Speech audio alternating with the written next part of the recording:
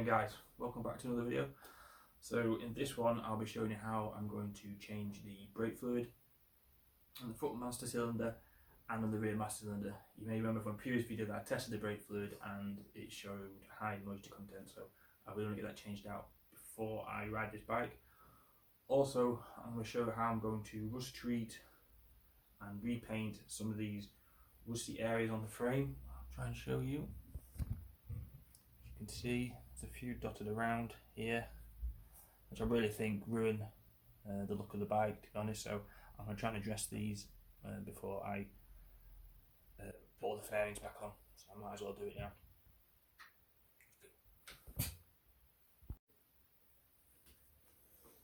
Okay guys, I'm just going to repeat the brake fluid test I've done before, just to make sure this brake fluid is still shitty. So as before, I've got a brake fluid tester here. It's got some indications on the side here, and anything above 3% is classed as bad, and the brake fluid should be changed. So I've removed the cap from the master cylinder. Okay, so as you can see, it's still not good. So definitely go ahead and change this brake fluid. Okay.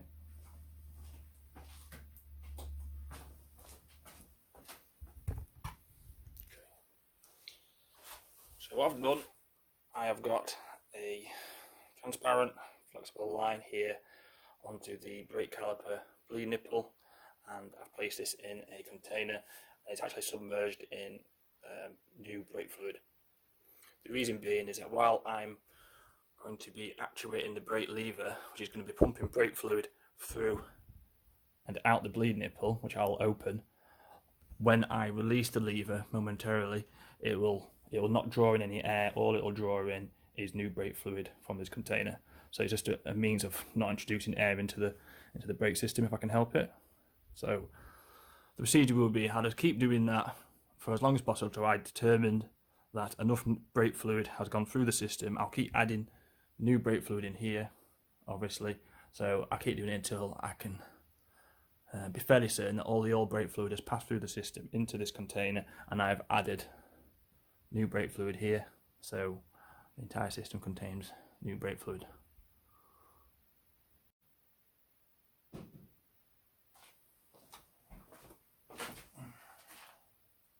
Okay, so I'm opening the bleed nipple here. Okay, get the bloody thing off. Let's try that again.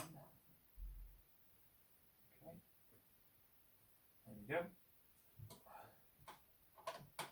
Okay, that's open. You can see brake fluid coming out. And now I'll start pressing the brake line while adding new brake fluid here.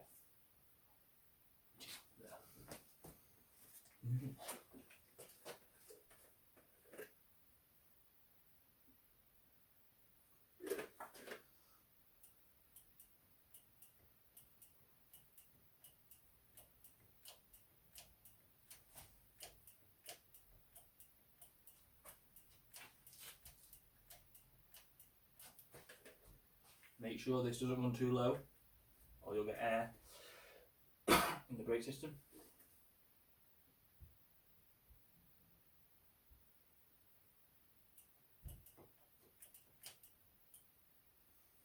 Fucking thing that is.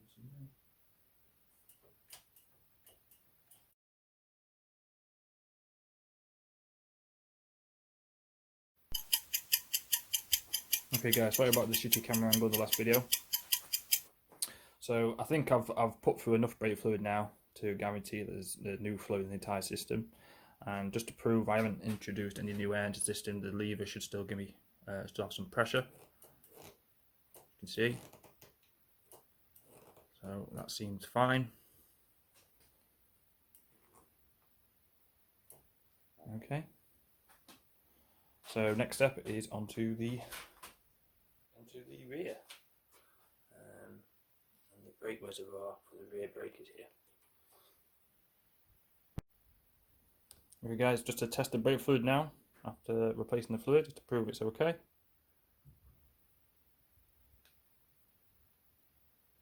Back of the neck. Jurassic Park.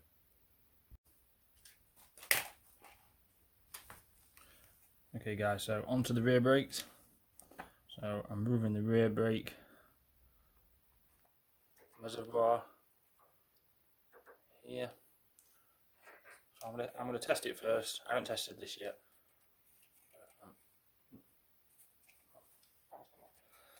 I'm assuming it'll be just like the front and needs changing. Yes indeed. Okay.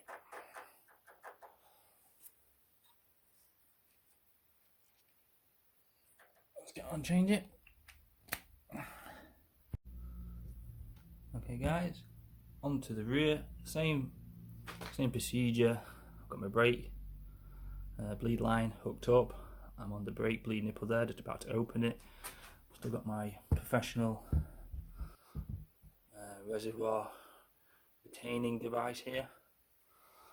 Okay, so I'm just gonna activate the rear brake again, like the front, until enough fluids pass through that I've determined that it's got all new brake fluid. Okay.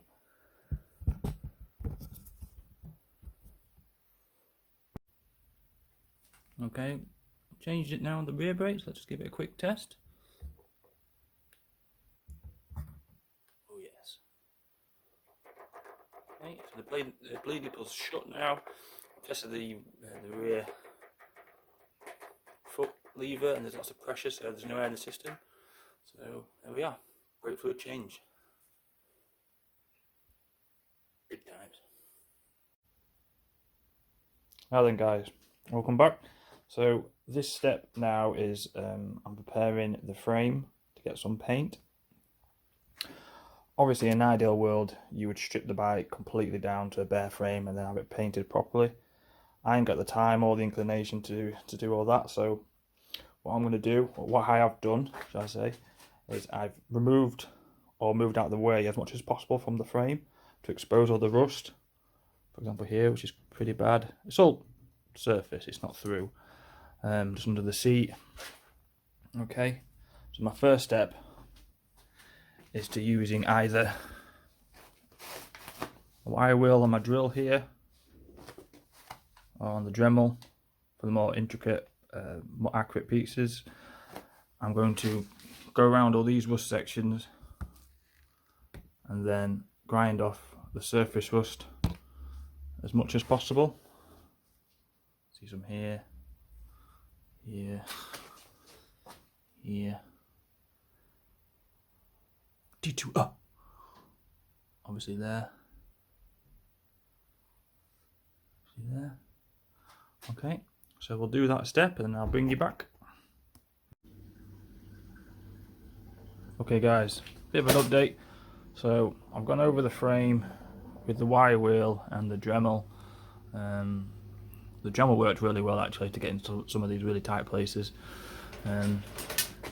Just to make the point here, what I'm doing here, I'm only trying to remove the loose rust to get rid of all the rust. Obviously the only real way to do that I would say is to strip the frame completely and have it sandblasted or acid dipped, something like that. So I've just removed essentially the surface rust.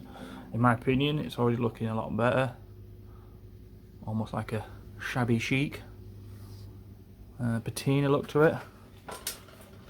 Could just clear coat it and leave it at that, but nah, I'm going to do that. Okay.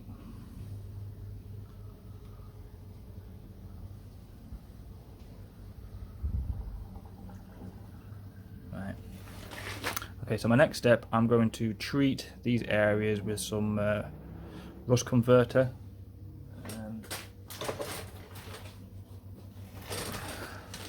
I like to use this stuff here. I've been using this stuff for many years and I've had good experiences with it. I think there's like mixed reviews on it, but I've got my van on the driveway and I've had that for 10 years and I've crew-roofed sections and undersealed it and it's lasted for 10 years, so it's good enough for me. So once I've treated that, I will then start masking off the areas of the bike that I don't want to get any overspray, which will be a lot, as you can see, of places that I need to cover. So I'll bring you back once that's done. Okay guys, so what I've done now is I applied the Cool rust treatment to all the rusty areas, and that can be seen as the black spots on the frame, as you can see.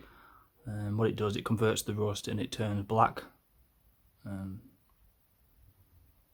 Okay, so which is indicated that it's done its job.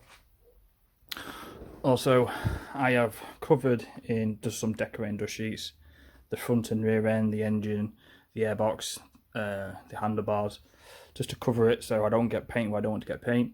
And then areas where I can't cover with the dust sheets, I have used masking tape. Okay, it's worked pretty well. I can still get good access to most of the frame for painting. I think, obviously it's not going to be perfect, but it's good enough for me.